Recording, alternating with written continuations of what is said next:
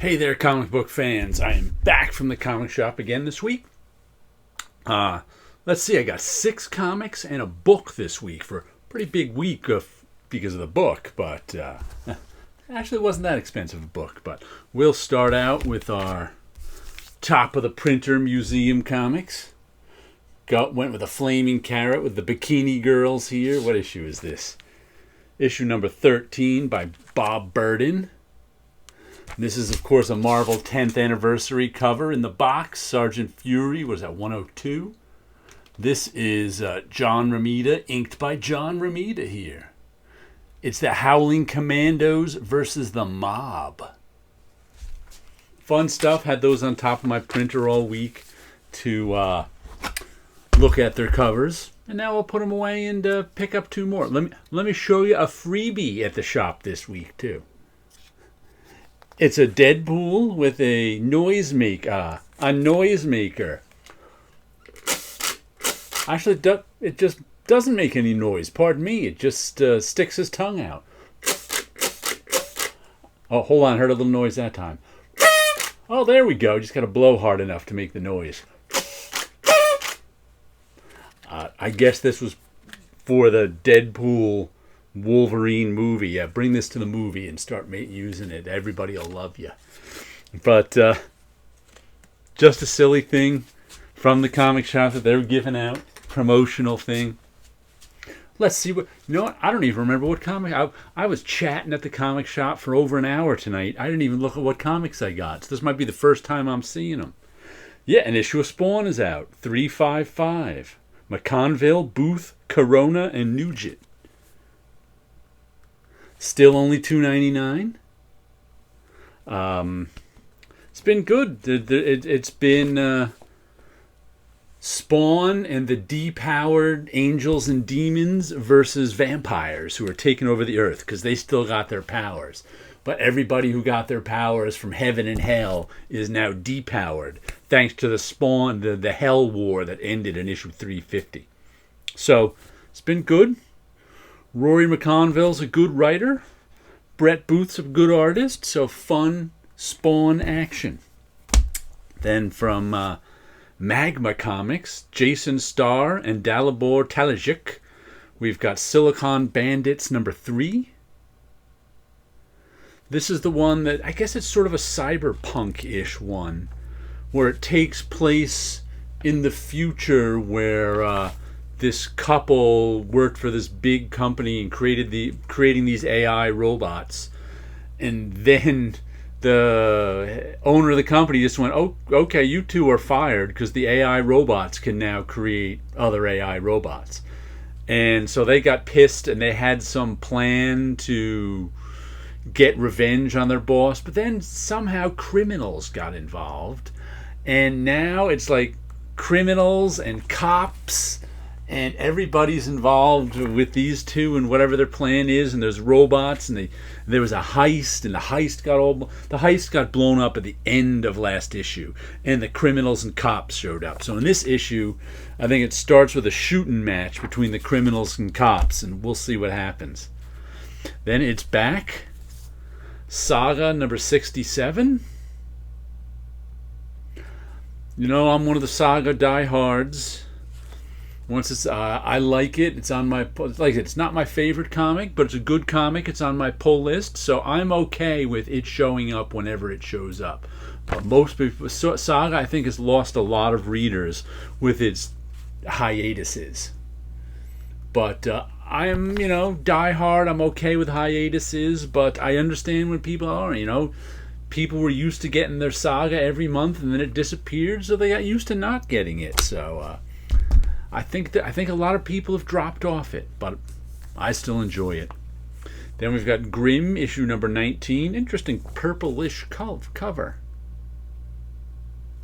By, who is this? Stephanie Phillips, Flaviano, and Ricky Renzi. Oh, and who does Saga is, of course, Brian K. Vaughan and Fiona Staples.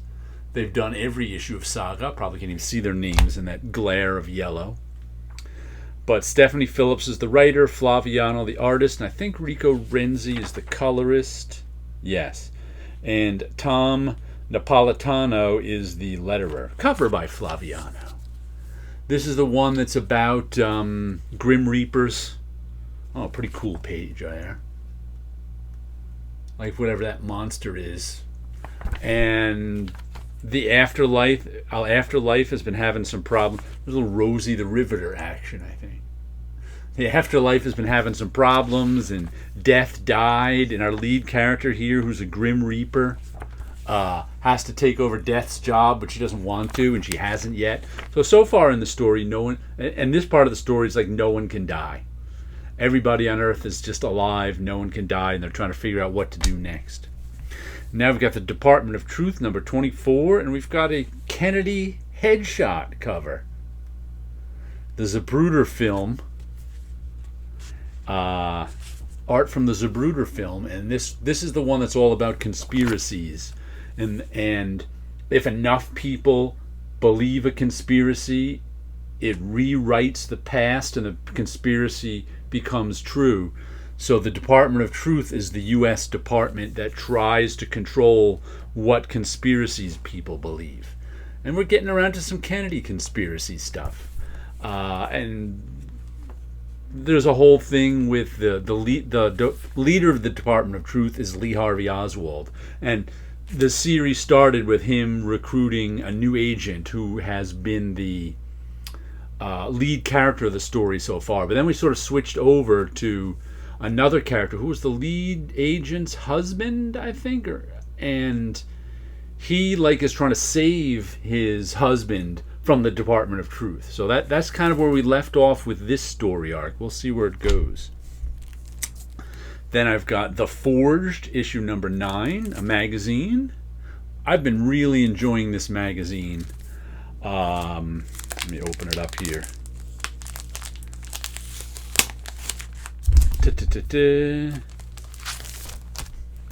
I've been liking the art in it, and I think the larger size has really served the art well.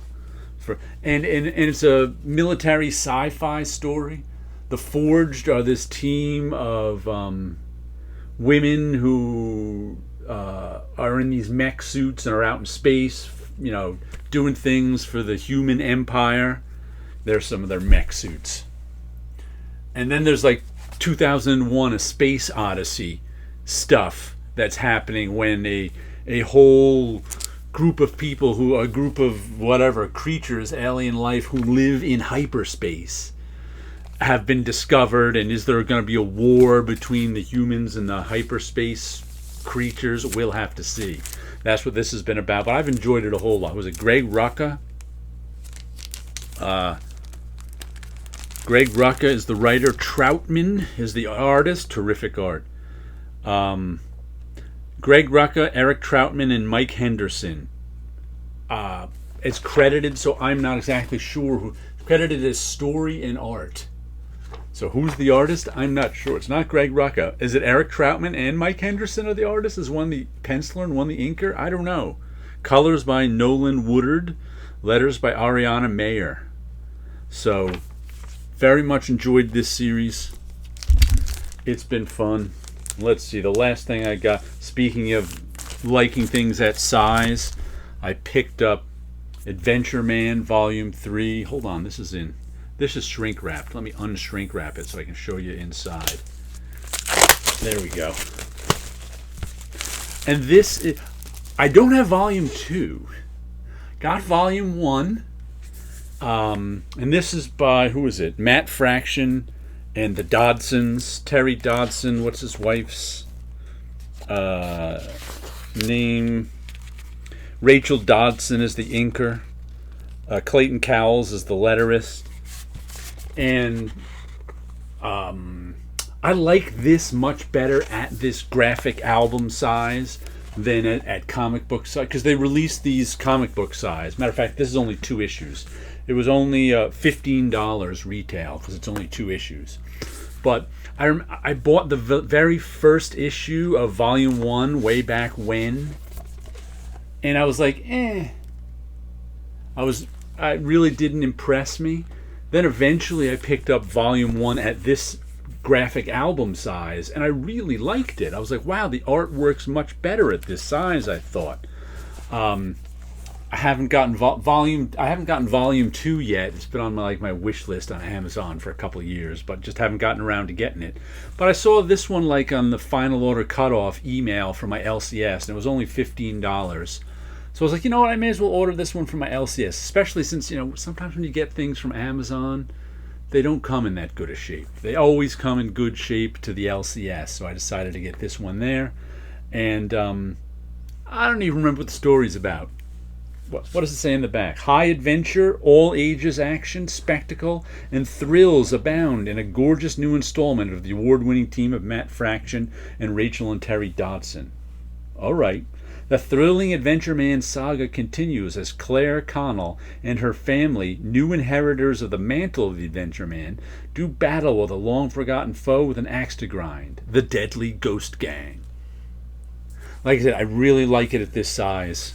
So I'm gonna get volume 2 eventually. I might even read volume 3 before volume 2 because who cares? Let me show you a little bit of stuff I got. Ooh, my sleep monster here. This is just an ink drawing I've been working on. Sleep. Do you want to? I can't figure out if he wants you to sleep or doesn't want you to sleep. This sleep monster. We'll have to see. But this is all just black ink and the white of the paper. And then we also have a Dreams of Things back here. What do we got here? We shouldn't be on that number. We should be on 240. I think I showed you 239 last week. That was our 4 people. Oh, I must have showed you 242. That was the one guy. Where's 241? Let's see. Dun dun dun. 238. 242. There's 241. I don't think I've showed you 241 yet. Oh, she's got almost white hair. It's a very light blue. I don't think I usually do that. Here's 241. Kind of like the cut. I don't even think I've seen this one in a while. When did I do it? June 18th. So I haven't seen it in a month and a half. I like the way that one came out. You got this guy peeking at you from behind that thing. And her orange and red dress hanging out. Yeah, I like that one. And that guy's creepy, that sleep guy. This one's much less creepy. Sometimes I do these creepy monster faces and I go, ooh, they're creepy. So there you go. Some comic books, some art, and you guys have a good week out there.